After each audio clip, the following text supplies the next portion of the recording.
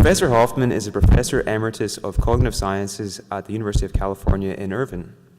He has authored over 100 scientific papers and 3 books, including Visual Intelligence and The Case Against Reality: How Evolution Hid the Truth from Our Eyes. Professor Hoffman has been awarded with a Distinguished Scientific Award from the American Psychological Association, the Rustum Roy Award of the Chopra Foundation, and the Troland Research Award of the U.S. National Academy of Sciences.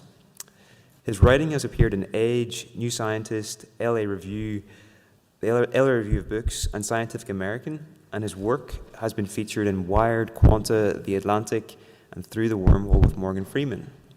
Professor Hoffman's TED Talk, Do We See Reality as It Is?, has over 2 million views. You can follow him on Twitter at Donald D. Hoffman. So I'll talk about, is reality an illusion? And I'll start with our everyday perceptions are of objects in space and time. We see trees and deer and foliage, light and shade. We see a three-dimensional world of shapes and objects. And for most of us, we take that world as objective, that we assume that what we see is pretty close to what's really there. If I see a deer, that's because there really is a deer there. If I see a tree, that's because there really is a tree there. And most of us have the idea that space and time are fundamental. It began with the Big Bang 13.8 billion years ago. There was no life, just matter at the beginning, at the Big Bang. But as it went on and cooled, we got particles, and then stars and galaxies and so forth. And eventually we got life appearing. And finally, after who knows how many hundreds of millions of years or billions of years, consciousness appeared among certain life forms. And so we take a standard physicalist view that the universe began with a Big Bang, and it's basically space-time and objects within space-time, particles and so forth. And consciousness and life are relative newcomers in this framework. And we typically take a reductionist point of view. We assume that as you go to smaller and smaller scales of space-time, you find more and more fundamental objects, particles, for example, and you also discover more and more fundamental laws. So typically, modern physicalist science assumes that space-time is fundamental and that physicalist reductionism is a good methodology, that we go to smaller scales of space and time to find more fundamental laws. And right now, the most fundamental levels are the quarks and leptons and bosons of the standard model of physics.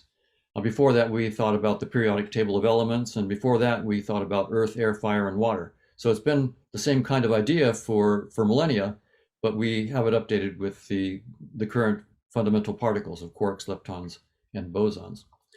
So those have been wonderful pillars of science for many decades, centuries actually, and they've done a great job.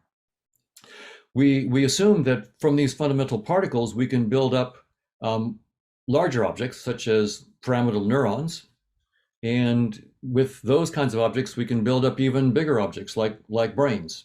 So we have this idea of a hierarchy of objects in space and time, from the very microphysical particles all the way up to macroscopic objects like brains and even stars and galaxies. We do know that some of these objects seem to have consciousness.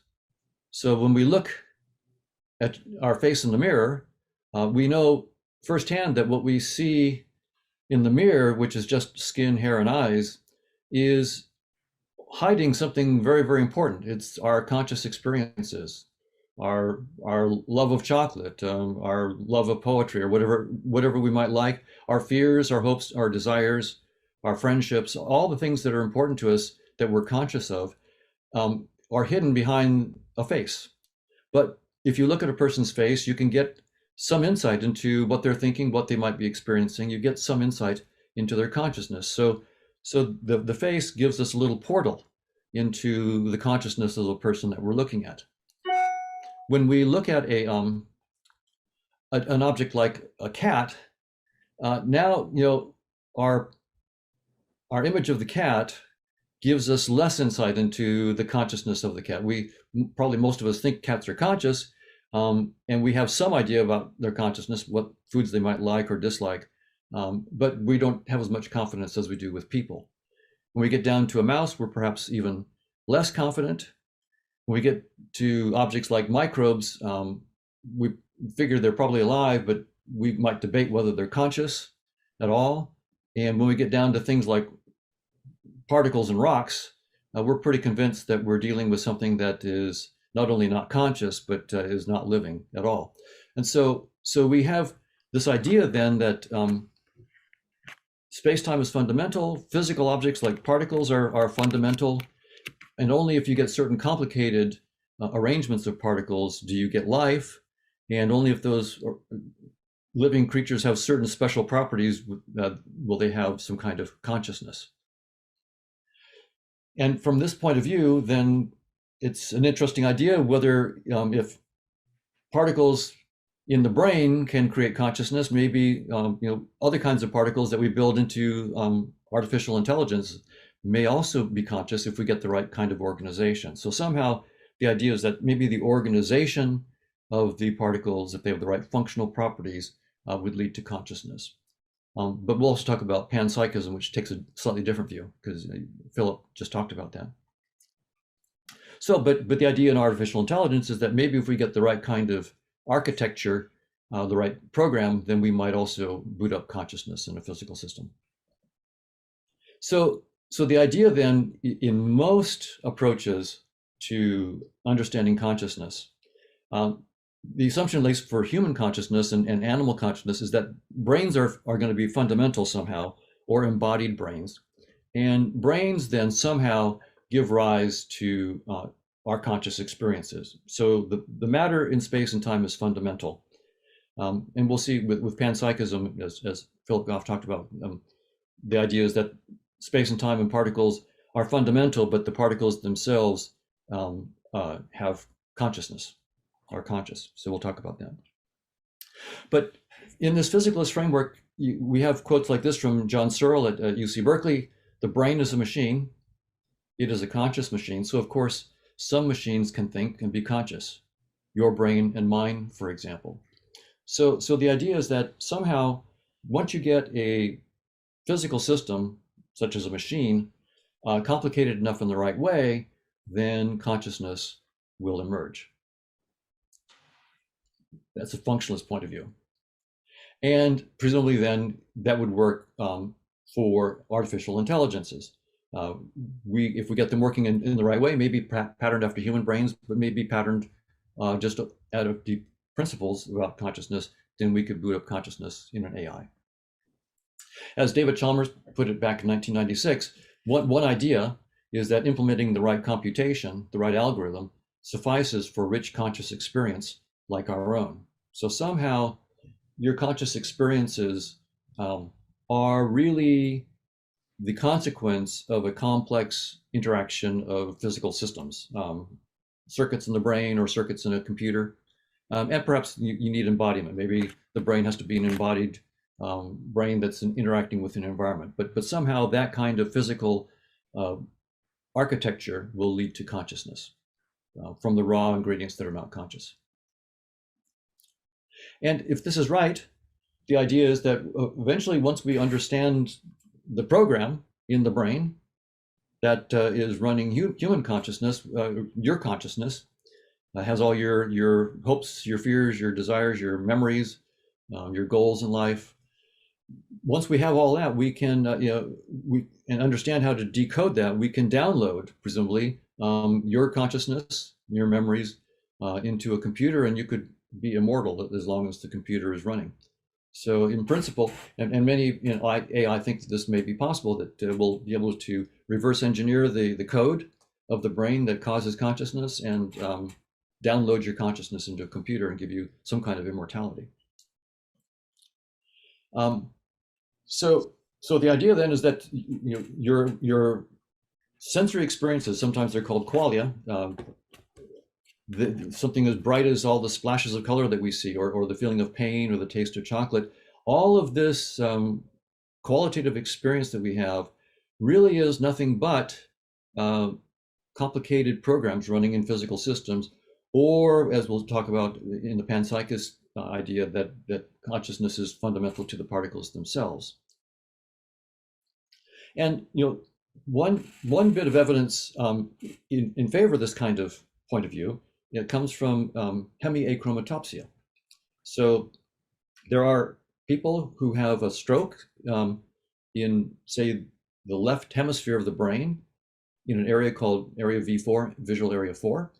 And for those people, their color experience in the left visual world can be normal, but in the right visual world, they will only see shades of gray, like a black and white image, because of the stroke to the left V4. And if you had the stroke on the right V4 instead, you would have the reverse. You would have color on the right and only black and white on the left visual field. And you can also do this with magnets. So you can take a normal person and take a transcranial magnetic stimulation device and touch it to the skull outside the, near the V4 area, and inhibit it. And when you do that, the normal person will report that all of their color experience drains away. The color goes away and you just see black and white. But then when you take the magnet away, then they feel and experience the color rushing back into the visual field. So that seems to be a pretty important piece of evidence. There's this tight correlation between manipulations of area V4 of visual cortex and the conscious experience of color. This is one of many neural correlates of consciousness that have been discovered, and that's one of the big areas of research that's going on right now in cognitive neuroscience of consciousness, is to find neural correlates of consciousness, and this area V4 is one of many. Now, we know, of course, that correlation does not imply causation. Rooster crows and sunrises are highly correlated, and indeed, often the rooster crow is before the sunrise, but none of us think that the rooster crow causes the sunrise. And so it's not enough to say that we've found these correlates, these neural correlates or artificial intelligence correlates of consciousness. We need to actually have a scientific theory that explains exactly how the kind of physical activity of the brain or the AI system could possibly cause specific color experiences or specific taste experiences. So we need a scientific theory that explains the neural correlates of consciousness. So the neural correlates are not a theory, not even close. They are the data that need to be explained by a proposed theory of consciousness. And it's turned out to be very, very difficult. This problem has been well known for centuries. The idea of trying to understand how conscious experiences could somehow be booted up by physical systems and their activity. This was a problem that Leibniz posed in his monadology 300 years ago. So this is an old problem. We call it the hard problem of consciousness, but it's not a new problem. It's been a mystery. Thomas Huxley said that we have as much insight into it as when Aladdin rubbed his lamp and out came a genie, right? So yeah, you do something to the brain and out comes conscious experiences, or conscious experiences go away, but it's just as mysterious as a genie popping out of a lamp. So, but there have been a number of attempts to understand how we could relate in a scientific way our conscious experiences to the physical world of space and time and particles. So all of the approaches that I list here all assume that space and time and physical particles are fundamental. So the global workspace theory of Bernard Bars and others has the idea that somehow it's what's in working memory of a computing system. The items that are in working memory and that are available broadly to the rest of the computational system, somehow those are the ones that enjoy conscious experiences, although it's not made clear how. Integrated information is perhaps the most well-known right now, and it basically starts with space-time and particles and says if particles have certain patterns of causal architecture, a sort of an integrated information architecture that's quantified by something called phi, then they can have or give rise to conscious experiences. So that same physical system without the right causal architecture would not have consciousness, but with the right causal architecture, it somehow creates consciousness. And then there's the work of Penrose and Hameroff, where they suggest that somehow certain quantum states of microtubules in neurons in the brain, and certain orchestrated collapse of the quantum states of these electrons in the microtubules somehow gives rise to conscious experiences in the brain. And then there's panpsychism, which you heard about from Philip Goff, where they take space and time as fundamental, and the particles are fundamental, but the particles, in addition to their physical laws that they obey, they also are in fact themselves consciousness. So consciousness, each particle has some element of consciousness, an electron, a proton, and so forth, have a unit of consciousness, and when they combine to make an atom of some kind, then you will have a combination of the consciousnesses into a new consciousness, and also perhaps the subjects into a new subject. So the idea then is that the laws of physics are fundamental, but the things, the entities behind the laws of physics, what drives the whole thing are these units of consciousness. So the units of consciousness are, their behavior is captured by the laws of physics, but the laws of physics don't tell you that these things also have consciousness inside them. And then finally, illusionism, which is a theory that Keith Frankish and Dan Dennett and others proposed, is to say it's just space and time and particles and physical objects all the way down. And there is no real thing as consciousness. Our feeling that we have consciousness or that other creatures might have consciousness is an illusion. It's a user illusion. It's just an artifact of certain programs that are running in our brain, introspection programs, for example. Or it could be how we represent our attentional system, as in the attentional schema theory. So that's also an illusionist kind of approach. So there are all these many theories. And Steven Pinker, who's a very famous cognitive neuroscientist and interested in the mind-body problem, he likes the global workspace theory. And he points out that, he thinks that consciousness consists of a global workspace representing our current goals, memories, and surroundings. But then he points out, though, even though he likes this theory, he points out that the last dollop in the theory, that it subjectively feels like something to be such circuitry, may have to be stipulated as a fact about reality where explanation stops.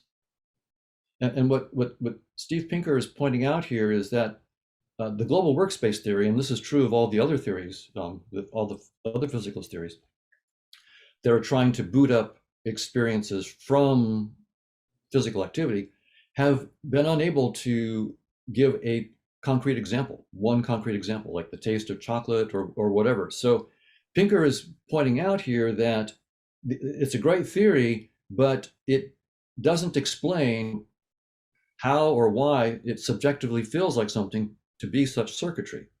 And so Pinker thinks that these theories will have to just stipulate this as a fact about reality where the explanation stops. Well,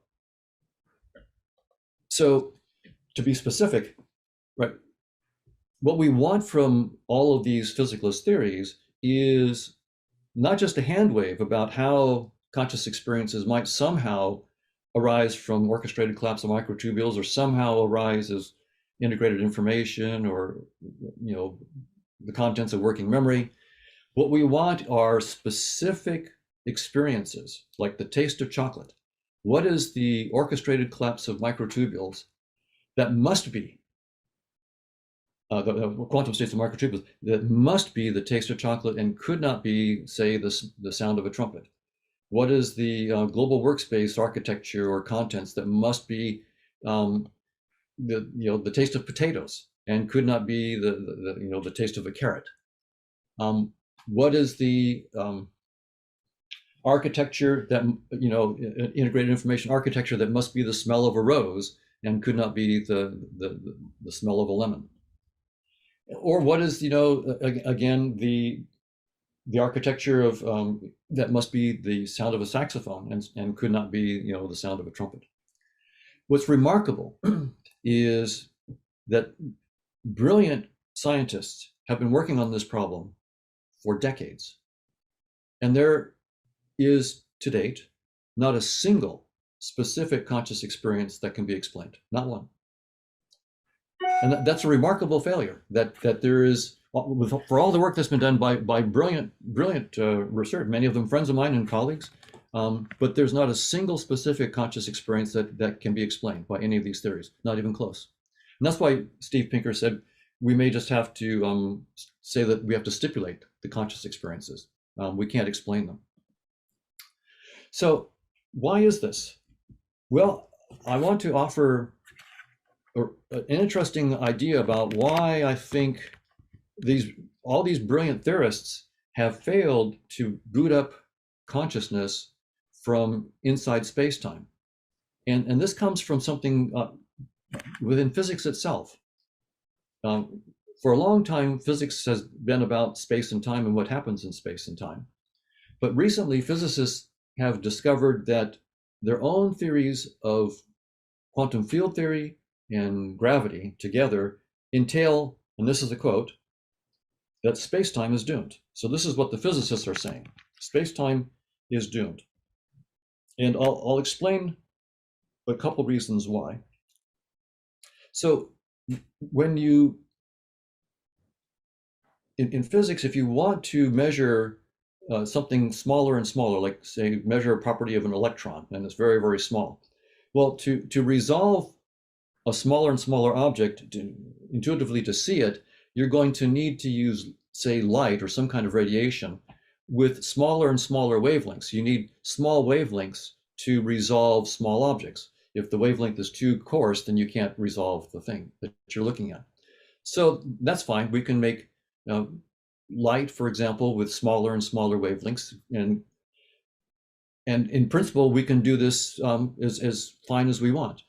Now, quantum theory tells us that as we increase the frequency of the light or reduce the wavelength, so we make the wavelength smaller, the energy of the light gets bigger and gets higher and higher. So to resolve smaller objects, you need more energy.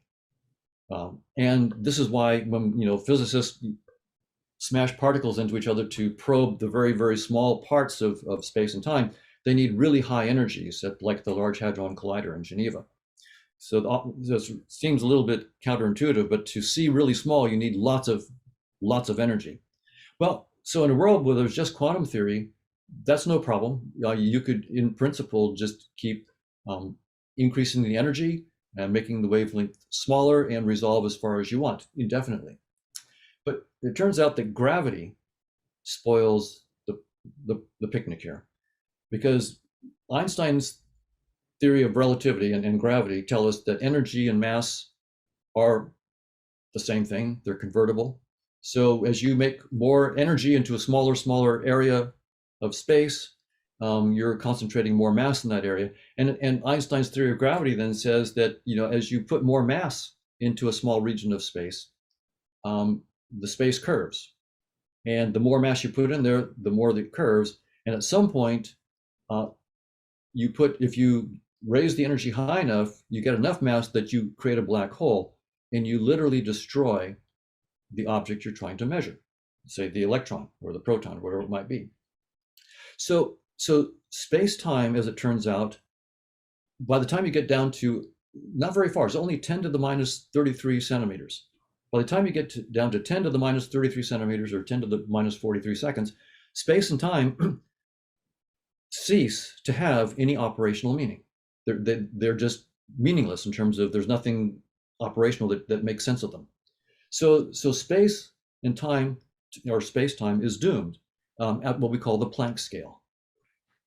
So that's one thought experiment, and I can do another one later on if people are interested in more about this. But these kinds of thought experiments have led physicists to the conclusion that space-time cannot be fundamental, and they're looking for, and they're finding new structures beyond space-time. So structures, something called the amplituhedron, cosmological polytopes, associahedron. So physicists have already, the new generation of physicists, many of them have already let go of space and time, and they've found, you're taking a flashlight into the dark beyond space-time, and they're finding new structures in which there are no particles, there is no quantum theory, there is no space and time. These are structures beyond all of that.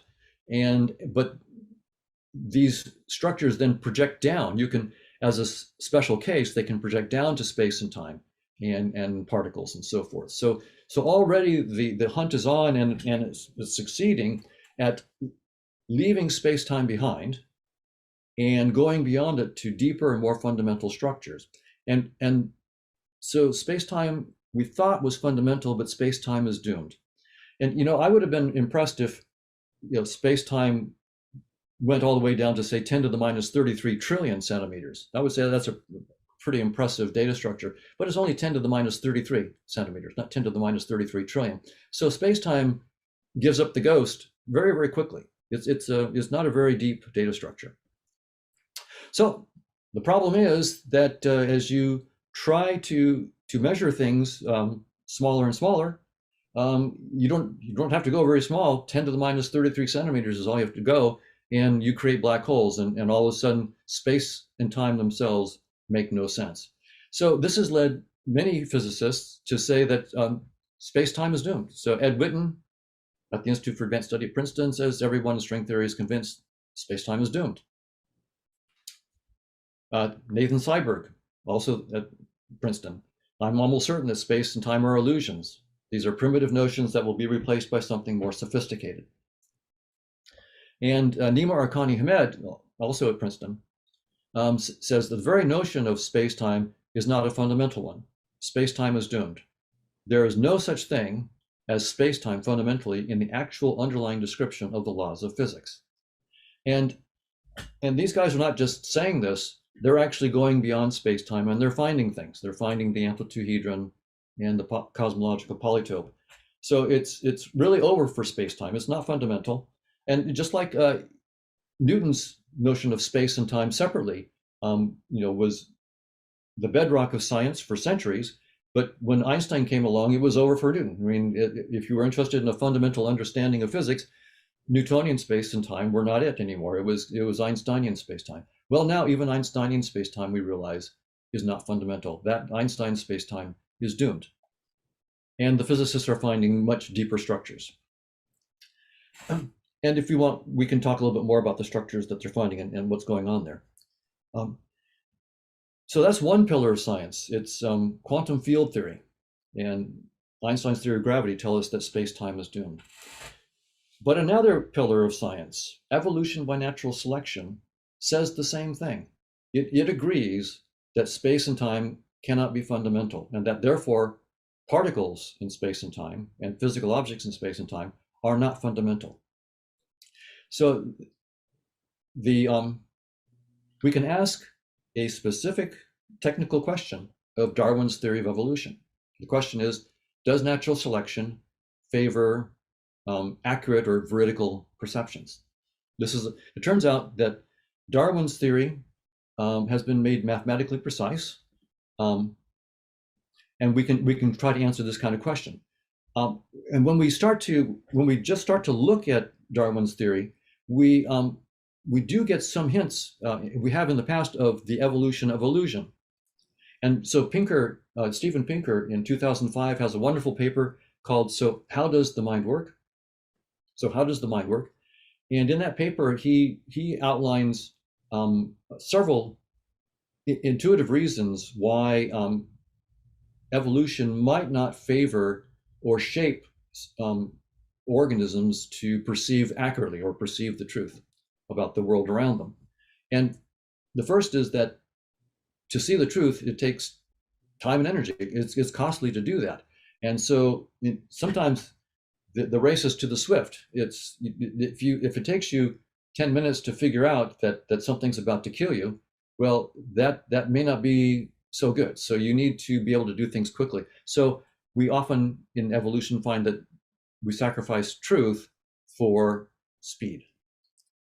We sometimes have to have hypotheses, make inferences about nature, and those inferences that we make are based on our prior experience in the hypotheses we bring to our experience, the so-called priors. But priors can be fallible. You know, what you assume about reality may or may not be true. So given that we're going to be making inferences based on our past assumptions, our inferences are only as good as the accuracy of those assumptions. Social pressures.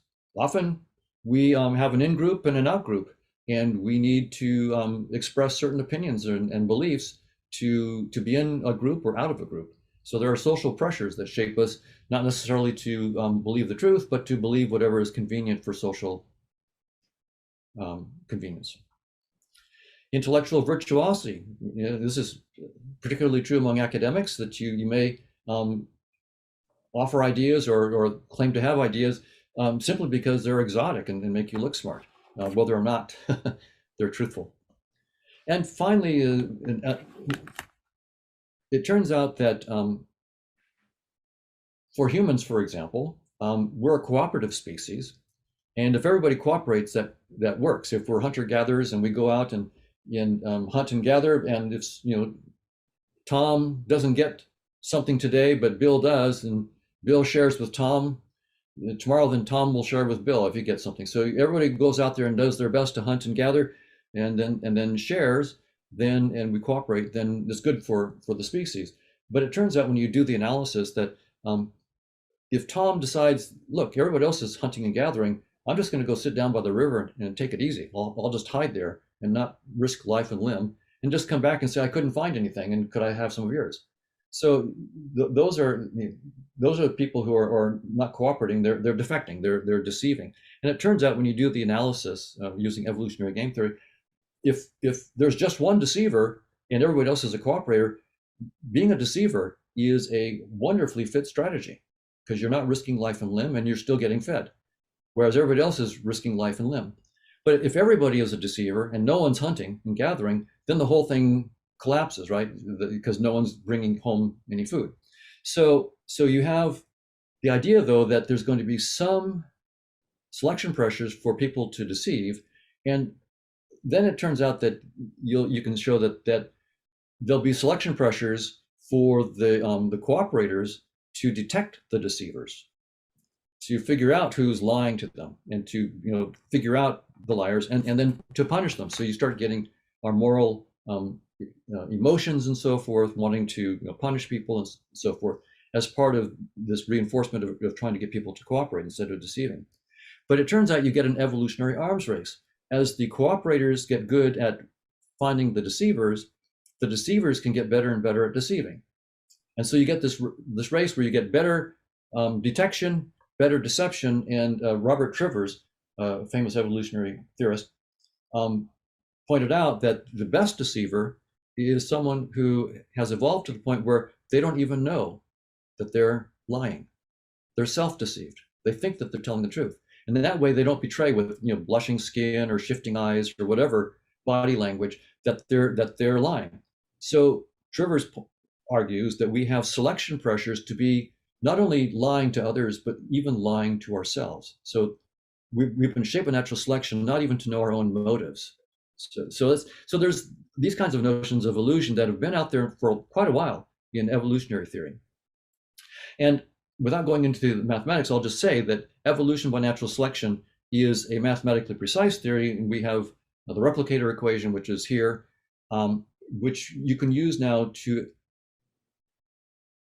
frame and answer very precise questions. And so the question I'm going to ask is, does evolution by natural selection shape sensory systems to perceive the truth about the world around them, to perceive truly.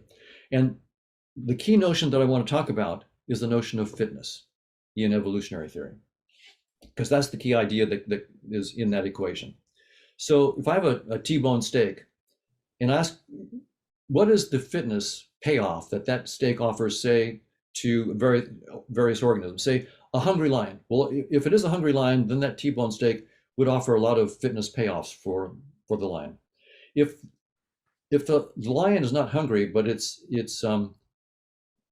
wanting to mate, then that T-bone steak is not going to offer any fitness payoffs at all. And for a rabbit, for any action in any state of the rabbit, the T-bone steak probably has very little fitness payoff, or for a cow, for example. So you can see that fitness depends on whatever the world is. In this example, I'm using T-bone steak as an example of the world, but that's, I'm not claiming that T-bone steaks are real. So whatever the world is, fitness depends on that, but also on the organism, like lion versus rabbit, its state, like hungry versus sated, and the action, like feeding, fighting, fleeing, and mating. So fitness payoff functions are really complicated functions of the world, the organism, its state, and its action. And so in simulations with some graduate students of mine, Justin Mark, Brian Marion, and others, Kyle Stevens, we found that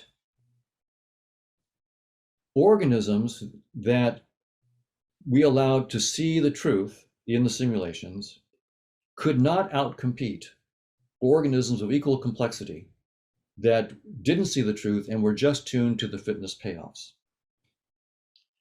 So when we got this result around 2010, I then went to a mathematician and decided it's worth trying to prove a theorem here. And so I went to Chetan Prakash, who also worked with Manish Singh and Chris Fields and others. But Chetan Prakash was the key mathematician on this. And Chetan proved a series of results which show that effectively the probability is zero that any sensory system of any organism has ever been shaped to see any aspect of the truth or the true structure of the world around us. Probability is precisely zero. So it's truly stunning that here we see evolution by natural selection telling us that our perception of objects in space-time is not the truth. The probability that it is the truth is zero. And that's exactly what physicists are finding as well with the space-time is doomed work that they've come up. So the two main pillars of modern science, evolution by natural selection and quantum field theory with gravity, both are telling us that space-time and its objects are not fundamental. That's a stunning result. So how shall we understand space and time and physical objects? If space-time isn't fundamental, what is, and what is it that we're seeing? And what's interesting is that our scientific theories are wonderful because they tell us where space-time stops. They say, space-time is not fundamental, and in fact, it isn't even a useful data structure after 10 to the minus 33 centimeters. And evolution by natural selection tells us that space-time and its objects are not the truth, but those theories don't tell us what the truth is, and they can't. That's all they can do is say, within the framework of the theory, I can tell you that space-time is not fundamental and physical objects are not fundamental, but those scientific theories themselves can't tell us what's beyond. So we have to make a creative leap. We have to go beyond space-time and posit a brand new theory beyond space-time. And that new theory then has to be mathematically precise. And when we project it down into space-time, we have to get back, like evolution by natural selection and quantum field theory, as special projections of this deeper theory. So intuitively, what I can say is a way to think about what evolution by natural selection is telling us is that we're not seeing the truth, we're seeing something that guides adaptive action, right? So, because evolution is about acting adaptively, staying alive long enough to reproduce. So that suggests an interesting metaphor in which space-time and objects aren't the truth, they're just a user interface, like a virtual reality interface to a game. So it could be a game like Grand Theft Auto or something like that. And so there you are. If you're in the game, you can see various cars. I turn my VR headset to the right, I might see a red Camaro. If I turn my headset to the left, I might see a white Porsche. When I turn my headset to the right, I create the red Camaro. When I look, there is no red Camaro. And when I look to the left and see a white Porsche, I create that white Porsche. There's no white Porsche in reality. Those are all just my constructions. What I'm interacting with in this metaphor is a supercomputer somewhere. I don't even have to know about that. And diodes and resistors and voltages and magnetic fields. And when I turn the steering wheel and step on the gas and so forth, what I'm really doing is manipulating, voltages, toggling voltages in some supercomputer that I don't even see. And that's great. The VR interface lets me control that reality, control that supercomputer without even knowing what that computer is. So I just have little eye candy like a steering wheel and cars and so forth, gas pedals that let me control reality, even though I am completely ignorant about what that reality is. And that seems to be what evolution by natural selection did for us. It lets us play the game of life. It gives us our senses, our perception of space and time and objects, as a virtual reality interface that lets us act adaptively and play the game of life without even knowing what the reality is that we're interacting with.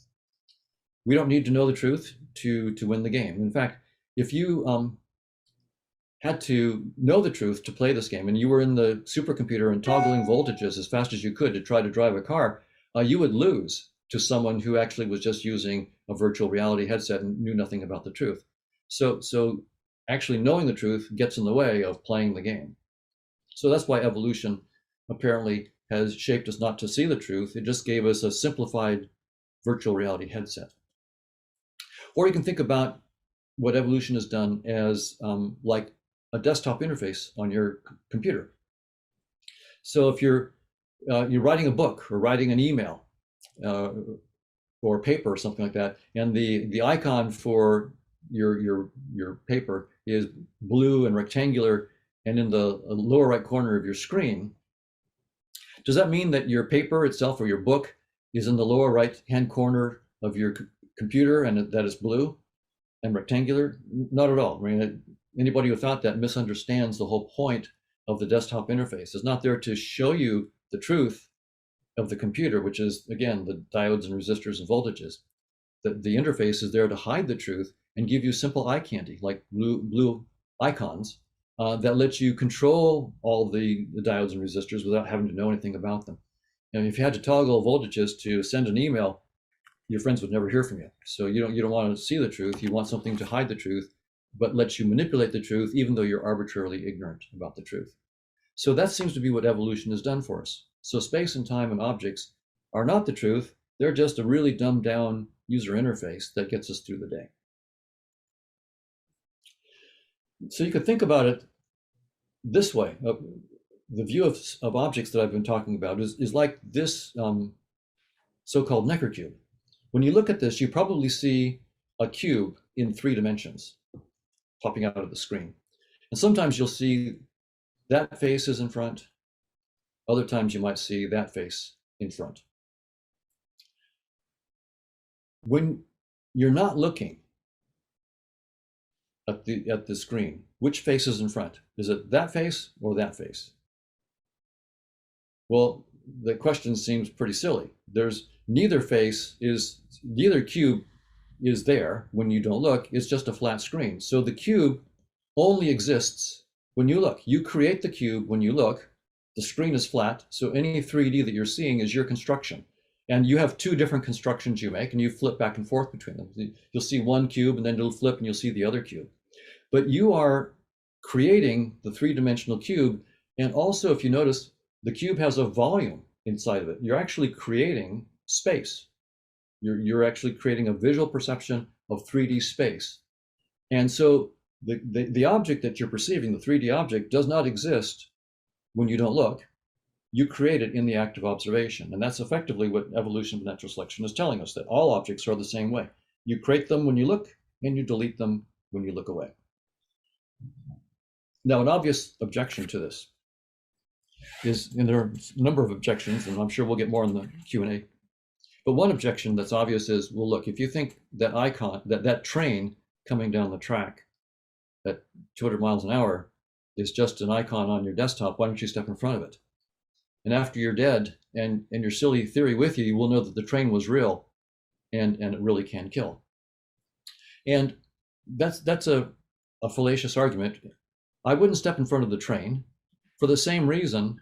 Let's see, I'll go forward. No, I guess I'll go back here. So I wouldn't step in front of the train for the same reason that I wouldn't carelessly drag this icon to the trash can. If I drag that icon to the trash can, I could lose a lot of work. I take this icon seriously. If I drag it to the trash, I could lose a lot of work, but I don't take it literally. And that's the point.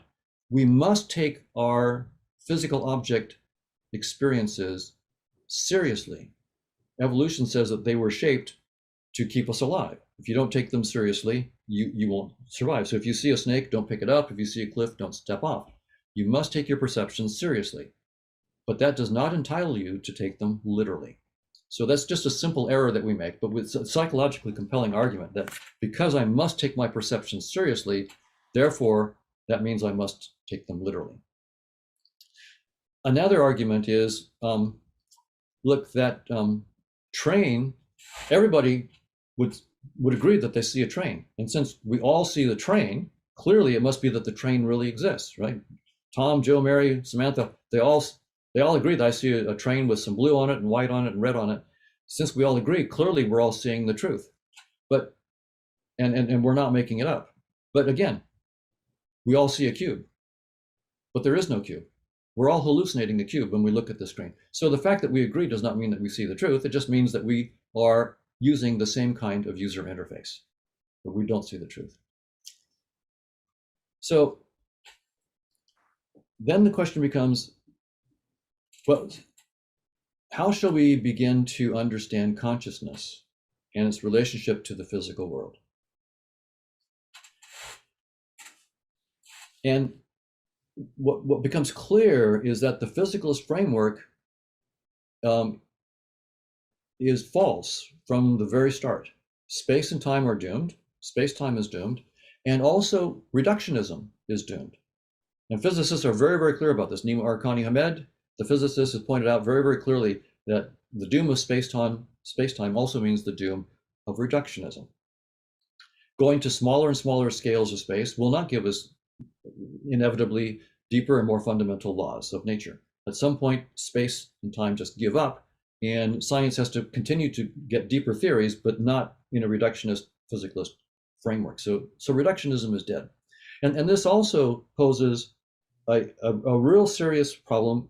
So it poses a problem for the physicalist approaches that I mentioned before, like integrated information theory, global workspace theory, and other orchestrated collapse of microtubules. These theories all assume that space-time and particles are fundamental. Those assumptions are false.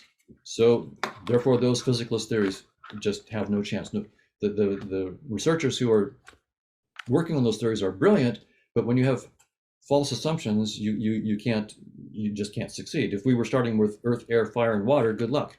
Anybody, it doesn't matter how smart you are, if you're starting with earth, air, fire, and water, that's just the wrong starting point to boot up a theory of consciousness. It doesn't matter how smart you are. So you can't boot it up a physicalist theory from space-time and particles. But it's also now a problem for panpsychism, because what the panpsychists do is they say that we're going to take space-time and particles as fundamental. So space-time is fundamental. The leptons, quarks, and bosons are fundamental, but each of those particles also has consciousness inside of it. And so now consciousness is being strapped to laws of particles inside space-time, where the particles, space-time, and the laws are not fundamental.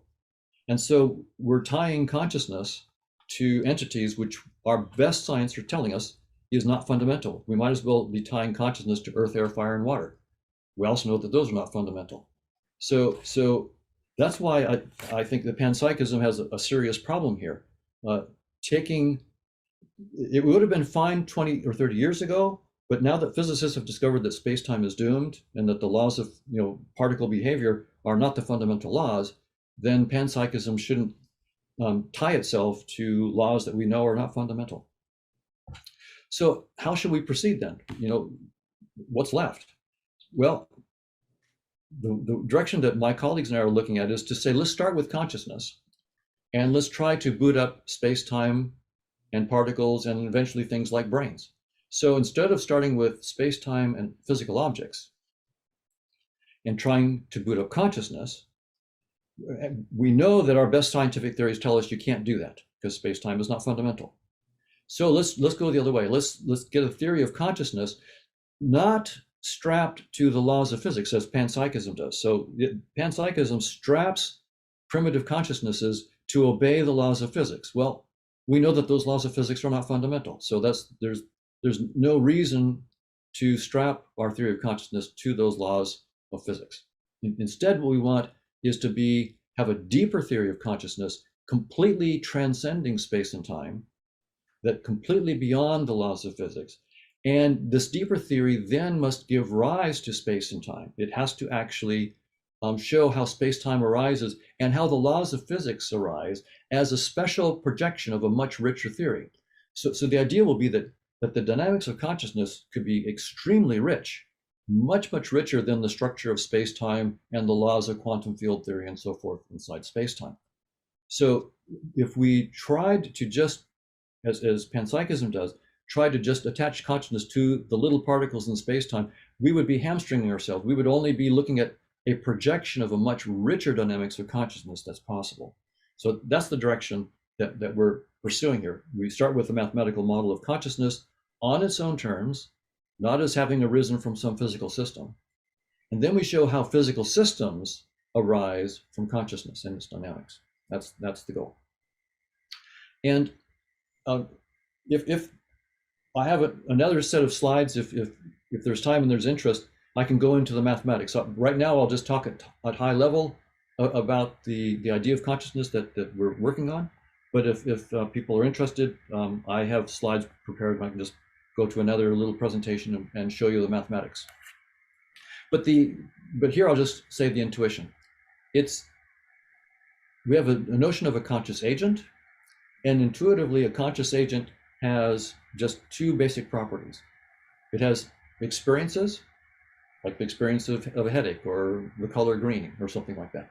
It has experiences, and all agents have their own experiences, and the experiences of an agent can affect the experiences of other agents.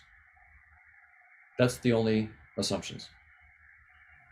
So, and that's sort of a goal of a scientific theory, is to have as few assumptions as possible, because everything you assume is something you're not explaining, you're assuming. So you want to have as few assumptions as possible, and then boot up everything else. So, I mean, when we think about consciousness, we want, conscious agents, for example, we would want to understand learning, memory, problem solving, intelligence, the notion of a self, free will. There's lots of things that you would like a theory of consciousness to deal with. But if I threw all those in to begin with as my assumptions, then I wouldn't be explaining anything. So we start off with, we think, is the minimal starting set for a general theory of consciousness. Conscious agents are entities that have conscious experiences and influence the conscious experiences of other agents. Those are the only assumptions. And then the mathematics of it is something called Markovian kernels.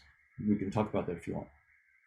So think about it as a vast social network, like the Twitterverse. It's like modern social media, where you have various conscious agents tweeting and following and so forth. So you have all these links and connections, and what one agent tweets, another one follows and maybe retweets and so forth. So you have this network dynamics, and that's the idea. So it's this network of conscious agents. It's not a network in space and time. It's a network of agents that are entirely outside of space and time. And the idea is that when you look at the long-term behavior of these agents, like in the Twitterverse, if you look at the trends, what's trending in Twitter, that's the long-term behavior in Twitter.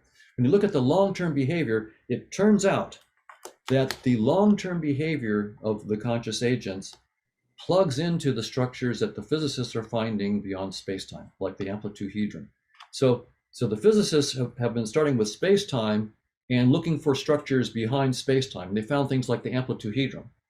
And it turns out the amplituhedron fundamentally is all the physical invariant data is captured in permutations.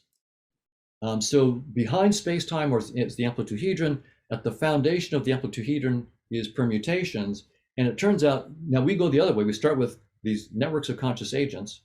We look at their long-term behavior, and it turns out the long-term behavior is much more general than permutations, but it has a canonical projection. You can simplify the behavior of the conscious agent network down to permutations. So the idea would be the dynamics of consciousness is very, very rich, far, far richer than permutations, but you can project it to permutations. When you do that, then you can go through the amplituhedron and create space-time as a dumbed down user interface that some agents use to understand and interact with other agents. So you can see the big idea here then, instead of starting with space-time as fundamental and particles and booting up conscious agents or consciousness, we start with consciousness, a network of conscious agents, and we boot up space-time. So that's, once again, the difference between this point of view and the panpsychist point of view. Here I'm taking consciousness as fundamental is not a fundamental property of particles. It's a fundamental property of agents beyond space-time and beyond particles. And particles are just a little user interface description that some agents use. But there would be many, many other interfaces. Space-time is just one. There are countless other interfaces. What humans see is just one small example of the kind of interfaces that are available. So once again, space-time is not fundamental. It's just a user interface.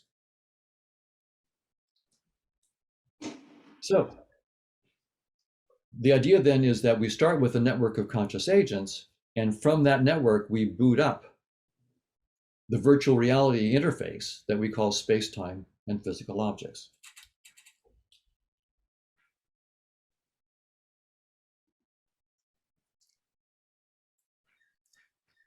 So if we start with consciousness as being fundamental, then there is an interesting question. That is, what is consciousness up to and why? What is consciousness doing? Right? And right, when we think about consciousness inside space and time, we often think about it in terms of evolutionary theory, and we say, well, consciousness maybe helped you to survive somehow, or maybe it was an accident, but maybe it helped us just survive. But now we have to think completely differently. Space and time are not fundamental. Evolutionary theory is not fundamental. Consciousness itself is fundamental. So what is consciousness up to? And I don't know, and I've only found one idea that I think is deep enough so far to take seriously. And I'm not saying that this is right, but it's at least deep enough to be interesting and to take seriously. And it comes from a guy named Kurt Gödel. Around 1930, he proved what are called as incompleteness theorems, Gödel's incompleteness theorems. And what Gödel discovered was that effectively the exploration of mathematical truths is unending. There is no way to be omniscient about mathematical truths. And what's interesting about that idea then is that if consciousness is fundamental and consciousness is all there is, then mathematics is all and only about consciousness. And that means, since mathematics is endless, the exploration of mathematics is endless, then that means the exploration of the possible varieties of consciousness and conscious experiences is also endless. And so maybe what consciousness is doing is exploring its own possibilities. And it's a theorem that that exploration will never stop. And so maybe that's what consciousness is up to. It's constantly exploring itself. And so in that case, what's happening right now, where where we go to classes and we talk and we have question and answer, we have lectures and so forth. This is just consciousness in space and using space and time as a virtual reality and exploring some of its possibilities. So that would be what we're doing right now would be just an example of consciousness just putting on a headset and exploring one of many, many different possibilities. We have only 3D space. There could be worlds in which there are 10D spaces, or in which the very notion of a dimension of a space is irrelevant, and there is no dimension, there's something else. In which there are, instead of 3 axes of color hue, there, instead of just like a red, green, and blue photoreceptor system, we could have 30 or 50 or something completely different. So our perceptions are just one of countless different perceptions. And so one theory then is that, according to Gödel's incompleteness theorem, applied to consciousness being fundamental, we would say that maybe consciousness is exploring all of its possibilities. And I'm not saying that that's right, but it's an interesting hypothesis to explore, and we should look for others and have them compete. What about time? Time seems to be an important feature of our lives, and it's a limited resource. In some sense, many theories, time is the fundamental limited resource, and that's so. How does time come about? Is time fundamental in consciousness or not? And it turns out it's quite interesting that the dynamics of conscious agents that we've developed need not have an arrow of time. By arrow of time, physicists talk about entropy, and the second law of thermodynamics says that as time moves on, things fall apart, things become more disordered, and those are tightly coupled. So the second law of thermodynamics, entropy is always non-decreasing, and the arrow of time are tightly linked. But it's easy for us to write down many different dynamics of conscious agents in which there is no arrow of time, no entropic arrow of time. But it turns out that it's a simple theorem that when you project the dynamics onto any projection, by conditional probability, then you will induce an apparent arrow of time. It is an artifact of the projection. So it's not a fundamental aspect of reality. It would be an artifact of projection. So you take a dynamics of consciousness, which is timeless.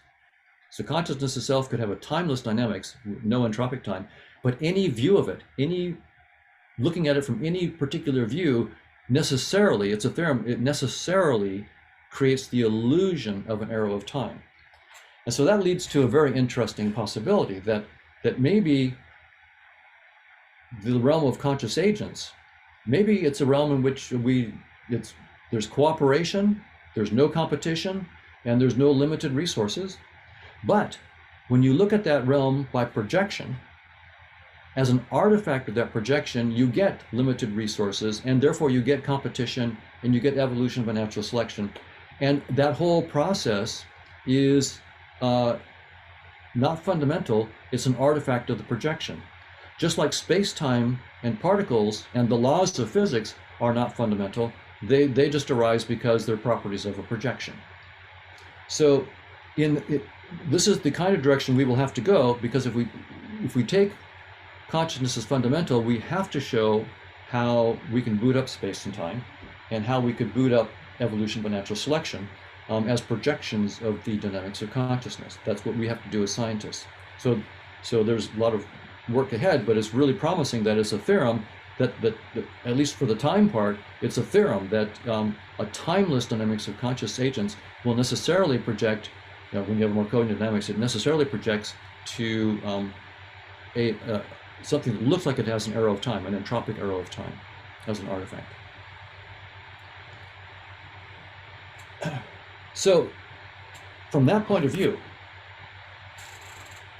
the whole history of our universe, from the Big Bang, and perhaps going back to a big crunch or to a cold entropic death, we're not really sure how it's going to go, or a ripping apart of space-time in the limit. That whole notion of a Big Bang and time evolving and so forth would be not fundamental. It would be a projection. It would be an artifact of a projection of a timeless dynamics of conscious agents. But when you take a projection, then time arises as an illusion, and you get the Big Bang and physical evolution and particles and organisms as an artifact. So that's the direction we would want to go with this.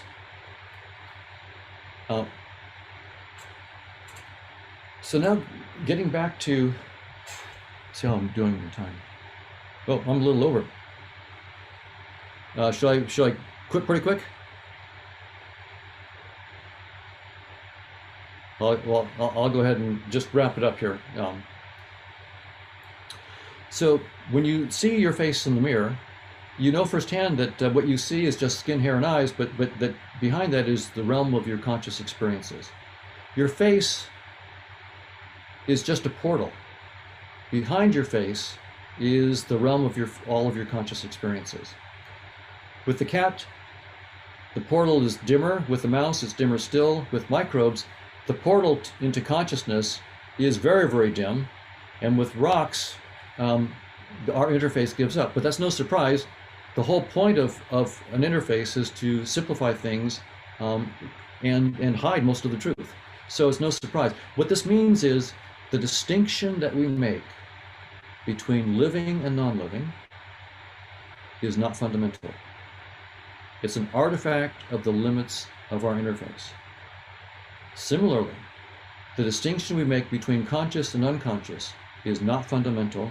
It's an artifact of the limitations of our interface. So this is a radical implication of this approach. Is it possible to open new portals into the realm of conscious agents? I think so. I think once we understand this network of conscious agents and how space-time arises as a user interface, then I think that we'll be able to reverse engineer the whole thing and play with the software behind space-time and open up new interfaces within space-time. We already have one technology for doing that that we know, and it's having kids. Every time you have a child, a new interface into a new portal into the realm of conscious agents opens up. So if we can reverse engineer that, we may be able to open up new portals, and they may look like artificial intelligence. So I'll before I say thanks to my colleague, I'll just say one question that often arises. So about this whole view. I said earlier on that evolution by natural selection entails that the probability is zero that any of our perceptions are true, right? So space and time and physical objects are not the truth, they're just a user interface. And now all of a sudden I'm saying that if you look at a person's face, that's a portal into consciousness. So now you are getting a window into truth. You're getting something true about a person's consciousness. So haven't I contradicted myself? Haven't I got myself in shooting myself in the foot? And the answer is no. You have to understand how science works here. It's two steps. The first step is you take evolution by natural selection and you study that theory because it's the best theory we've got in this area. And that theory tells you very clearly everything that you see is not the truth. It's just a user interface. But it doesn't tell you an interface to what. So evolution by natural selection is saying, look, space and time and physical objects, they're not the reality. There's a deeper reality, but I can't tell you what that reality is. So natural selection can't tell you what it is. It can just tell you that whatever that deeper reality is, the probability is zero that it's space and time and physical objects and laws of physics and particles. That it can tell you. that is ruled out. Space-time and particles and physical objects are ruled out. That's not the reality. But it can't tell you what the reality is. So now, second step is to say, okay, as a scientist, I now am going to make a new step, and I'm going to propose that the reality behind space and time is consciousness. And if that's the case, then I can say that when you look at a person's face, you could be getting genuine insight into their conscious experiences. But notice that's a new hypothesis beyond the evolutionary one. And this is what we have to do all the time as we go from one level of scientific theory to the next. The scientific theory tells us where it stops. We have to make a creative leap and go beyond. So it's not logically shooting myself in the foot to say evolution by natural selection tells us that that what we see is not the truth. And then to say, well, okay, space and time and objects aren't the truth, but I'm going to propose that consciousness is the truth. And so when I look at a face and get hints about consciousness, I am getting a true insight. And that doesn't contradict the work on evolution. It's just saying that the face itself is not literally the truth, but it is a portal to the truth. It's a user interface to the truth, and the truth is the consciousness of the person behind the face. So that just gives you an idea about the logic of how this thing works and the kinds of arguments that could come against it. The first one is from Lily Spector. Have you tested your mathematical formula of truth on altered states of consciousness, for example, with psychedelics? Well, that's going to be a very interesting direction to explore for two reasons. When we have psychedelic experiences, the question is, are we just hitting the head with a hammer? Basically, we're just messing up the brain, and what we see is just an error, something messed up. Or is it possible, and this is now becomes possible with this theory of conscious agents, is it possible that somehow drugs themselves, the right drugs, could open up new portals into this realm of conscious agents? And so if you're a physicalist, the answer is very, very clear. There is no realm of consciousness beyond space-time. Space and time are fundamental. So there's absolutely no way that the psychedelic drugs are opening up new portals into new varieties of consciousness. They're just sort of screwing with your brain and messing it up, like as if someone hit you with a hammer or something. But with the conscious agent theory, it leaves open the possibility that maybe some psychedelics, not all, but maybe some, are opening up genuine portals. So what we have to do is take the mathematical model of consciousness, the conscious agent theory. We have to do that entire mapping that I outlined, where we have to take the long-term behavior of conscious agents, the asymptotic behavior, take the projection of that down onto permutations, and then use the permutations to go through the amplituhedron into spacetime, the part that the physicists give us. Once we have that whole mapping, we can then ask, okay, how do we get faces to be portals into consciousness? Once we understand that, and how do we open up new portals, like having kids, then we can finally get to this technical question that Lily asked, which is, could it be that psychedelics open up new portals? So you can see we have a lot of work to do, but this framework makes it at least conceivable that we could find that the answer is yes, and we understand how it works, and that then we could engineer even better new portals into the realm of conscious agents. And this, by the way, gives us a different twist on the Fermi paradox, right? The Fermi paradox, Enrico Fermi is famous for talking about alien intelligence as saying, where are they? His big question is, where are they? We can't find them. Well, the answer that conscious agent theory would give is, they're all around you. Take off your headset. You're looking inside your headset, but they're all around you. There's conscious agents everywhere. So we've been looking, it's like you have your headset, a virtual reality headset on, there's people all around you and you can't see them. You're looking inside all you have to do is take the headset off and you'll see them there. So we may be looking in the wrong places. Sure, we have some portals. Our headset gives us some portals into the consciousness, but very, very few. If you want to see more consciousness, just take your headset off. So that would be an interesting new approach to the Fermi paradox. That's fascinating and terrifying at the same time. So next one here is from Christina. The infinite exploration of possibilities makes me think of the spiritual idea that we're all a manifestation of God exploring itself. I believe spiritual or religious ideas could provide valuable ideas for further scientific exploration. Have you any thoughts on that? I completely agree. I think that this is a chance for science and spirituality to begin to seriously cooperate, right? Recently, it's since Galileo, for example, it's been sort of bad blood between science and religion. Uh, but and the physicalist framework of science has been inimical to most spiritual traditions, where spiritual traditions have been saying that space-time is doomed, that space-time is not fundamental, and scientists have now, just in the last 20, 30 years, realized that's right. And we can prove it. Space-time is doomed, it's not fundamental. So I think now the door is open for science and spirituality to really begin to interact. I think that scientists can listen to some of the insights that the spiritual traditions have had.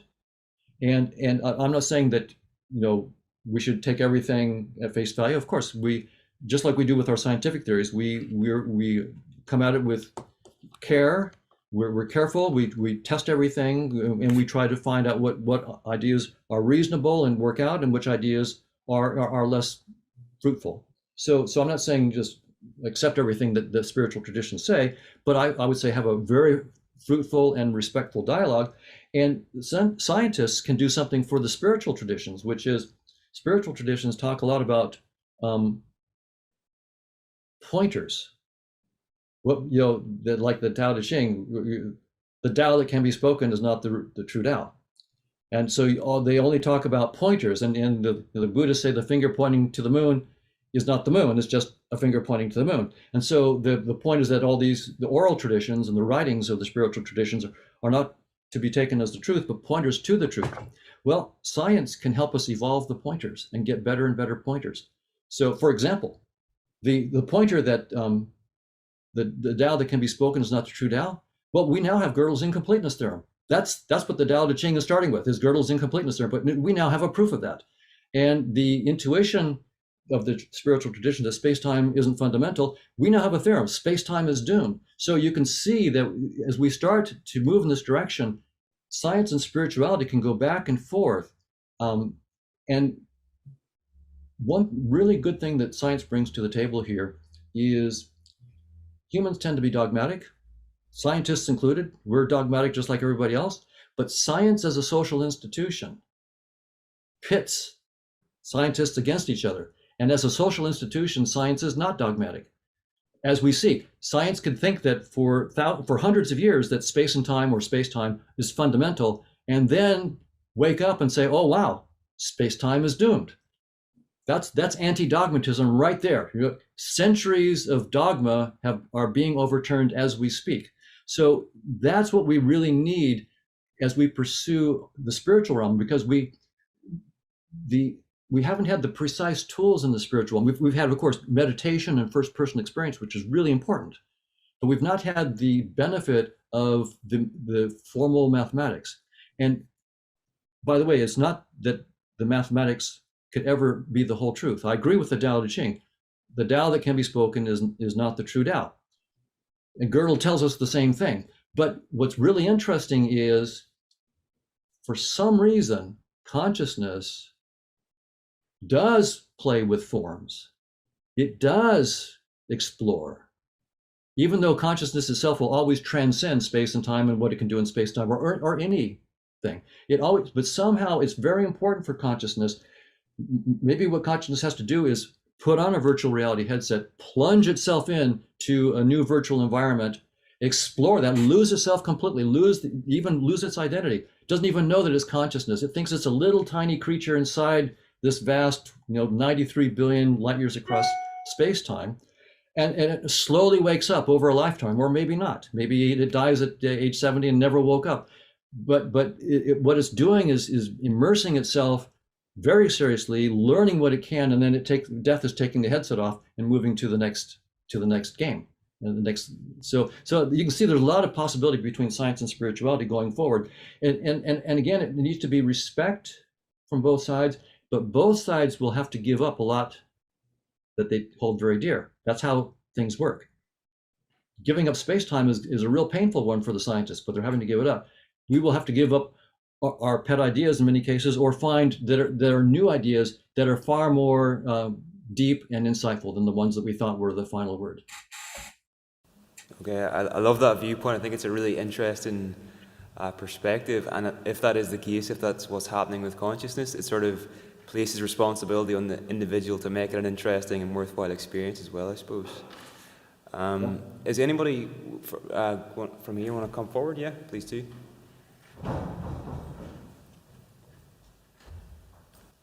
Just introduce yourself and yeah. Hi, Donald. My name is Alex. Quick question. Most of your examples, I mean, I think all of them, to explain your views are based on digital world examples, so the 3D cube, the video games, the desktop. Have you considered that living through this invention influenced your views? So, because I would think that explaining what you explained without those examples would be very hard, because it's only by having this notion of something in an analog, in a real world and in digital world, can you see the difference? Because what I would think, and I still believe in the view that we actually, yes, I completely agree that we see a very, very simplified version of the reality, but it is still reality. And my example of it would be driving a car, where by steering a wheel, you cannot, of course, know exactly what's going on inside the car, but you can still see like a little part of that reality. And perhaps, yes, space-time is doomed, but not in terms of not being true, but in terms of, again, just another simplified version. And yes, we can dig deeper and deeper and deeper, but I would think that this digital world messed up our heads, and now it gives you a very good ground of explaining your theory just because of you have this example. And in grand scheme of things, it's just a flick. We will invent many, many other things, and we will be able to explain maybe through some very different ways of thinking that the reality is some sort of other way. But I'm saying that this current state of explanation and your views are heavily influenced by having this digital example of having hardware and software completely separated. Have you considered that? A great question. So couple thoughts on that. The evolution by natural selection is just simply a theorem of that theory, that the probability is zero that space-time and its objects are fundamental. But it doesn't tell us how to think about them. It just says that whatever the reality is not what you see. And now the physicists are finding the same thing. It's simply a theorem of quantum field theory together with gravity, that the probability is zero that space-time is fundamental. And what's happening, and I didn't say, but let me just say what's happening on the physics side, because they're not using my metaphor at all, and that's not stopping them. So the metaphor isn't what's really driving, the virtual reality interface metaphor isn't what's driving. I just use that to help people to grok the idea, because it's so counterintuitive. But here's what the physicists are doing. The physicists, they're trying to explain scattering processes, like in the Large Hadron Collider, like 2 gluons go smashing into each other, 4 gluons go spraying out. And it turns out when you try to do that using space-time physics, like quantum field theory, you use Feynman diagrams, and you have to compute all these loops in the Feynman diagrams. It turns out just to do 2 gluons in, 4 gluons out, it takes billions of terms to compute the scattering probability, what they call scattering amplitude. Billions of terms, hundreds of pages. And it was such a big problem for the experimentalists trying to do collisions that they begged the theorists to simplify it. And in 1986, 2 mathematicians worked really hard and they collapsed the hundreds of pages down to 9 pages. And then they published it, and everybody was going, wow, that's amazing. That and then those guys, they spent so much time with it, they guessed a 1-term answer, and it turned out to be right. It's called the Park-Taylor formula. It came out in 1986. It collapsed billions of terms into 1 term, and people were stunned. This was a hint that doing things inside space-time was making it unreasonably hard. So they began to look for other examples, and they found example after example. And by the time we got to the amplituhedron, so that's in 2013, the amplituhedron was published, what they find is all these, when you do all the computations in space-time, so you use space and time as fundamental, you get these nasty, nasty billions of terms, I mean, just billions of terms, hundreds of pages. When you do it, when you let go of space-time and use the new structures that they're finding, so you just say, forget space-time, let's go deep. By the way, forget quantum theory. They're leaving Hilbert spaces behind. So you leave Hilbert spaces and Einstein's space-time, you leave them behind. You go into this new realm of the amplituhedron, and you discover the math becomes trivial. You can compute these amplitudes by hand, and second, you discover new symmetries, something called the dual conformal symmetry that you cannot see in space-time. So what happens is space-time is a really terrible interface. It's making the computations literally billions of times harder than they have to be, and it's hiding symmetry. So now the physicists are really on board. They don't know what this realm of beyond space-time is, but whatever it is, there are beautiful symmetries there that they're discovering, and the math becomes easy. So the younger generation is just all in now. They're Nima Arkani Hamed and so forth, and they don't have this user interface metaphor that I'm talking about. So the space-time is doomed stuff is completely independent of that. But I'll say this: the new generation that's being raised on the metaverse, they're just going to get this.